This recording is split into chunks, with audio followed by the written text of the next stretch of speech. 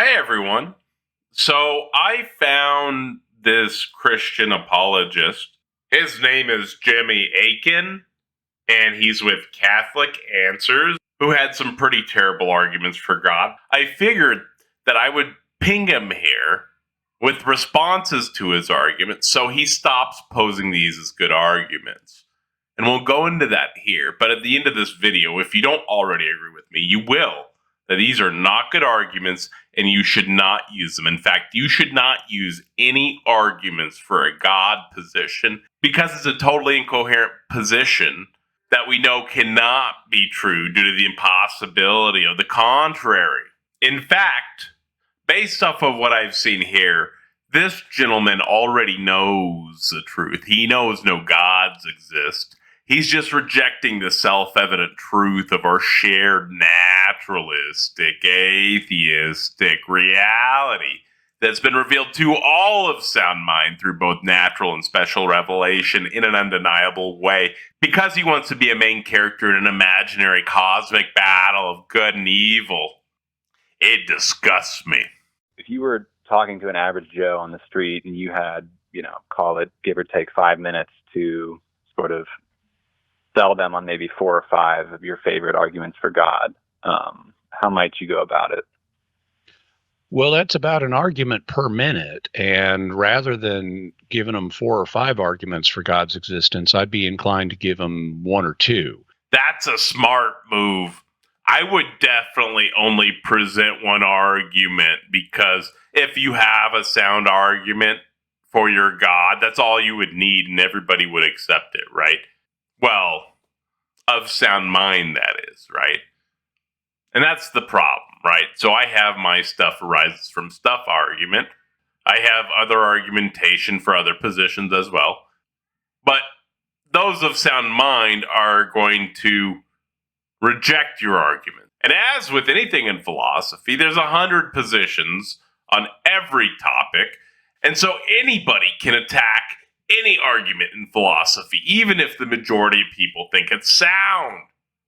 Easiest contemporary argument for God's existence is what's known as, for an ordinary person to understand, is what's known as the Colam cosmological argument. That's not a good one. That was not a good pick at all. It can be framed different ways, but a common way of framing it is everything that has a beginning has a cause. The universe has a beginning, therefore the universe has a cause. That's not a very good argument. Nowhere in those premises or the conclusion was God mentioned. You're just saying that the universe requires a cause. Now, I think this is where language becomes important. So, are you talking about the current instantiation of the universe, or are you talking about some prior state?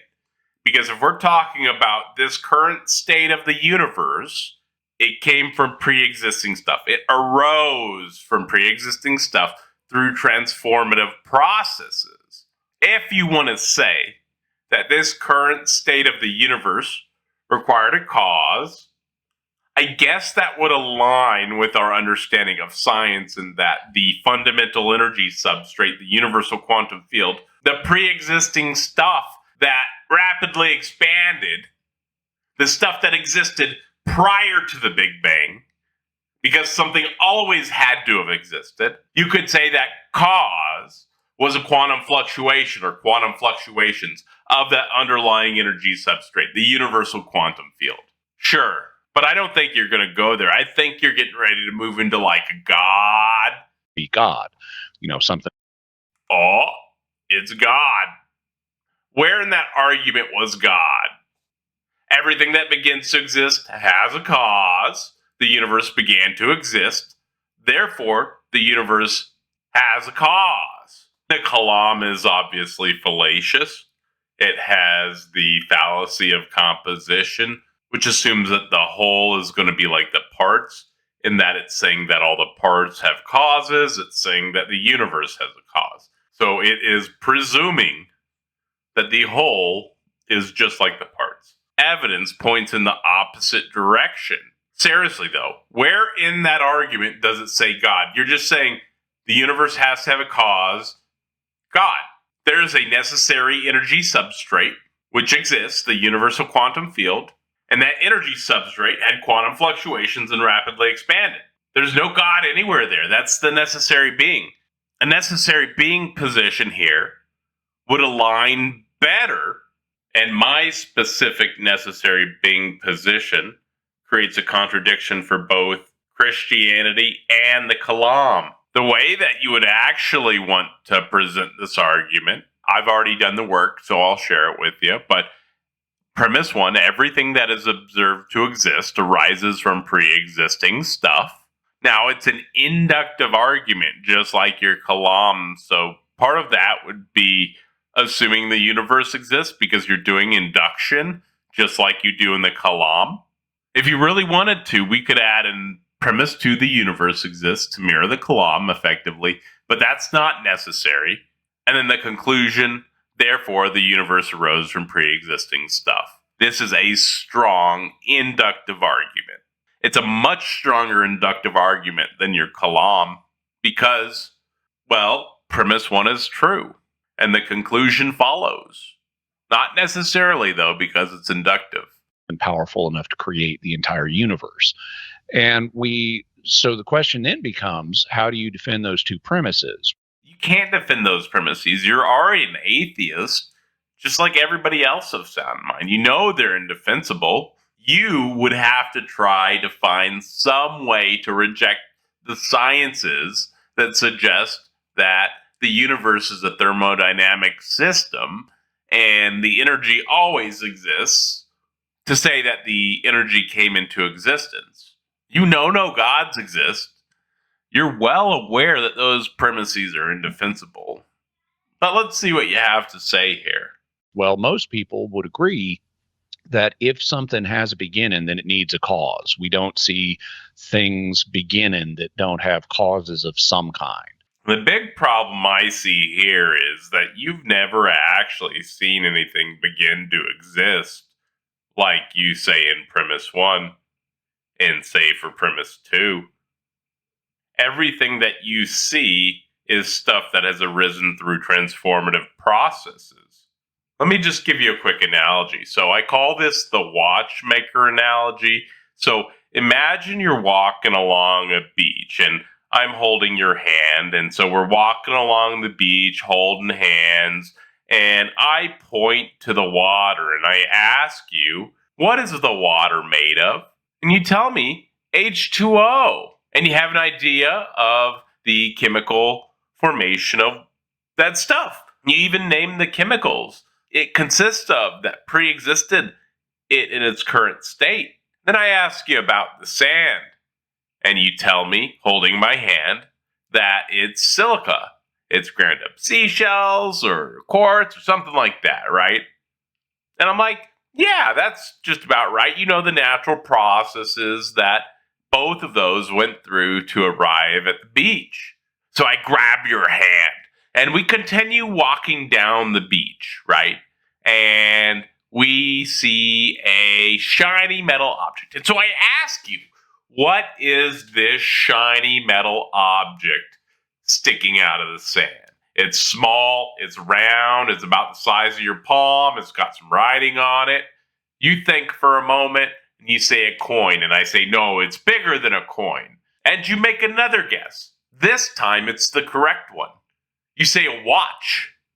And I say, yes, in fact, that is a watch. And you go over, and you pick up the watch, still holding my hand, and take a look at it. And you see this meticulously crafted watch that's been arranged from pre-existing stuff. You know the iron or silver or whatever this is made of was mined from the ground, and then they got the leather and the plastic and whatever else they used, and they assembled all these pieces. All of this comes from pre-existing stuff. It arises through transformative processes, right? So on the natural side, we had the water and the sand, which arose through natural processes of pre-existing stuff. And we can trace that all the way back to the Big Bang. On the creator side of the table, we have humans creating stuff like watches. And humans are creating this watch from pre-existing stuff. In fact, the humans themselves, the creator, arose through natural processes, transforming them into what they are today from pre-existing stuff. Everything in existence has arose through transformative processes from pre-existing stuff. There is not one thing that you can point to that has begun to exist. The reason that I had you identify this round metallic object in this analogy was because if you have an internal monologue and you're going along with me in the analogy and you can actually engage in hypotheticals, you would have realized at this point, now that I'm pointing it out, that it's self-evident to you the difference between something that's natural and something that's created. Just look at the trees. Look at the watch. This is much more diabolical than you could have ever imagined. This is me showing you that you already know the truth. You're saying that all of the energy that exists had to have had a pop into existence moment. And this pop into existence moment was that cause. And so there had to have been something that caused this pop into existence moment. But what this sciences actually suggests is that there is no pop into existence moment. This stuff always existed in some form. So, when you say that this is a good argument, we know that you are disconnected from our physical reality. None of them work. I'm not a fan of philosophical defenses of the second premise of the Colam argument. So you even acknowledge the truth. You know that it's unlikely it came into existence. So after making that statement and acknowledging that this is a horrible argument, where do we go? The only place is science denial. The sciences suggest that all the energy that exists in the universe within our thermodynamic system has always existed. What's the first law of thermodynamics? Energy can neither be created nor destroyed. I mean, that's all you should have to cite to somebody that's claiming that God created the universe. The first law of thermodynamics. But as we know, people are intellectually dishonest. What I do recognize, though, is that we have good scientific evidence that the universe had a beginning. No, you don't. There's evidence that the stuff that existed prior to the Big Bang rapidly expanded into the current state. It transformed, but it still existed. What, are you going to say that everything popped into existence? Let's find out. Ever since we discovered the recession of the galaxies in the 1920s, that it appears that almost every galaxy is moving away from us. That's best explained in terms of the idea the universe is expanding. Yeah, the universe is expanding, and you can trace its expansion back to a relatively central point, which is where the pre-existing stuff would have been.